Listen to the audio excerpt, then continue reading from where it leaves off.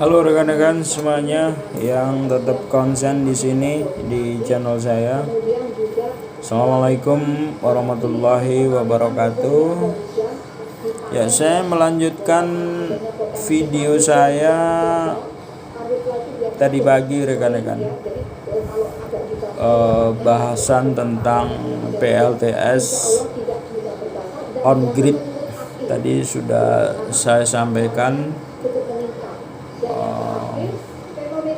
Nanti apabila kurang materi-materi di dalamnya kita sampaikan di video yang berikutnya.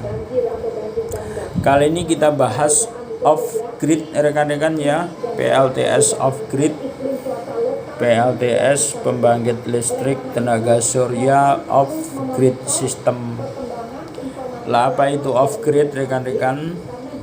Sistem off grid itu adalah listrik tenaga surya yang berdiri sendiri atau listrik mandiri dari pembangkit listrik tenaga surya. Alatnya apa aja?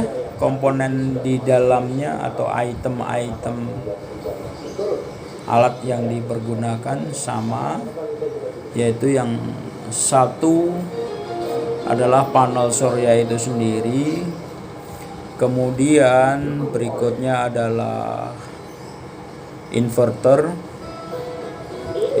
off grid ya. Kemudian ada namanya MPPT.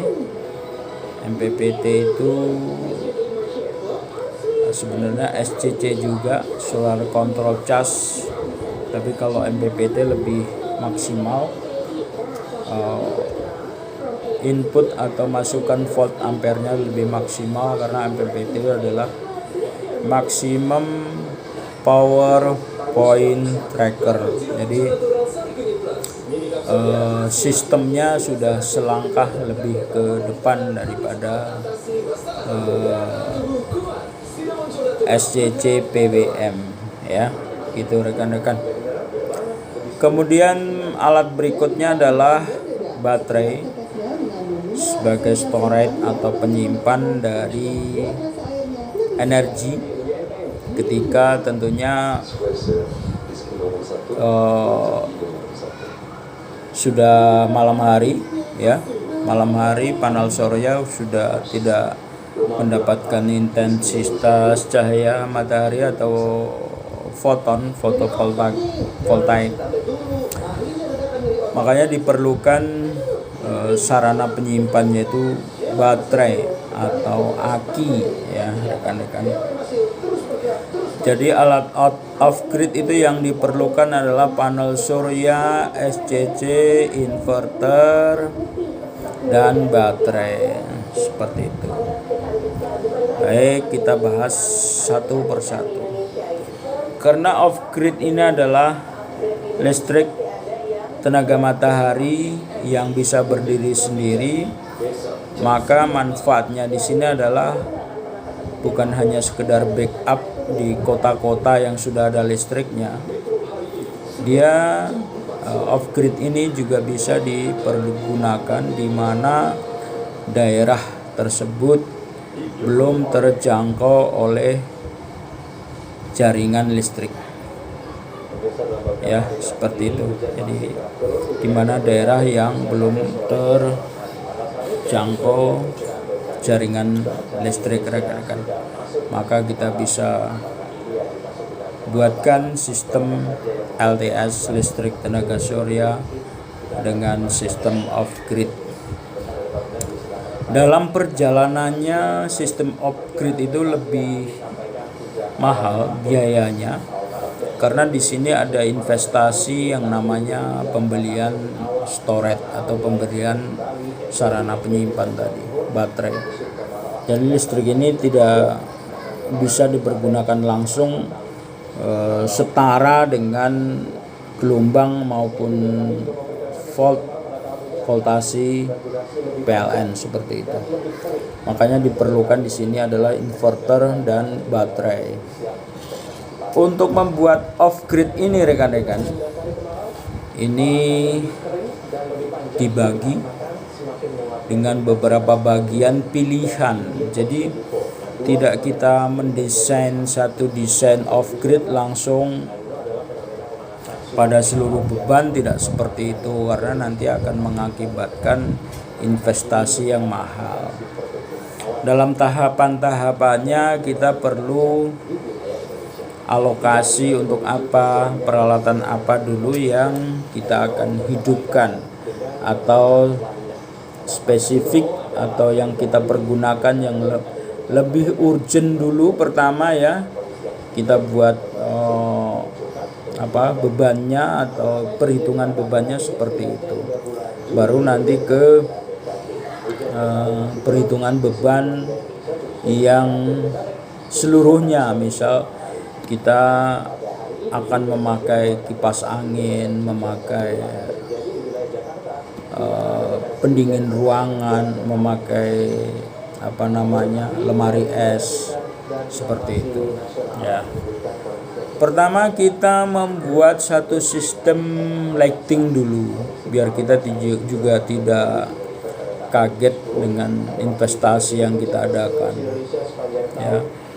Kita membuat satu penerangan lighting, kemudian yang berdekatan voltasinya, wattnya, bebannya dengan itu adalah televisi. Apalagi kalau televisinya sudah televisi LED ya, lebih watt yang diperlukan lebih kecil lagi. Jadi kalau seandainya pun kita buat satu sistem, satu rangkaian off grid untuk televisi, untuk penerangan, kemudian untuk kipas angin, seperti itu, saya rasa masih investasinya masih murah. Apa yang perlu kita siapkan? Pertama, panel surya dulu. Panel surya itu untuk rangkaian atau konfigurasi voltasi yang lebih gampang, mulailah dari yang 100 WP dulu, 100 watt peak ya, 100 watt. Rekan-rekan pada belum paham di sini apa watt peak, apa watt. Kalau di panel surya itu WP, watt peak, karena dapatnya watt itu dalam penyinaran, maka hitungannya watt peak. Apabila disinarkan kali jam, seperti itu mendapatkan watt. Panel surya yang kita perlukan ukurannya yang gampang untuk kita rangkai, untuk kita upgrade nanti di 100 watt peak, karena itu voltasinya di kisaran 12 sampai 15 volt terbebani.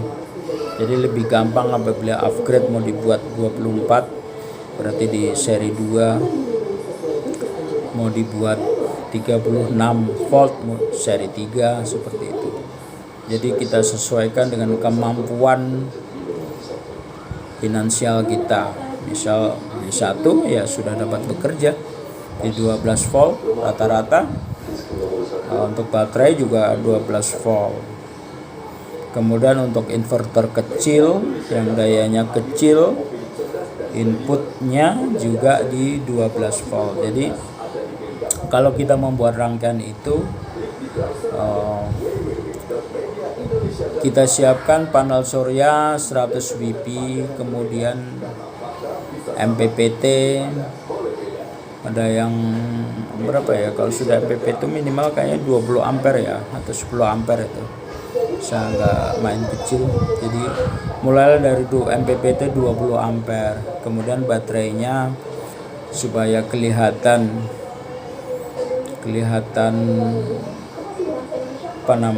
saat kita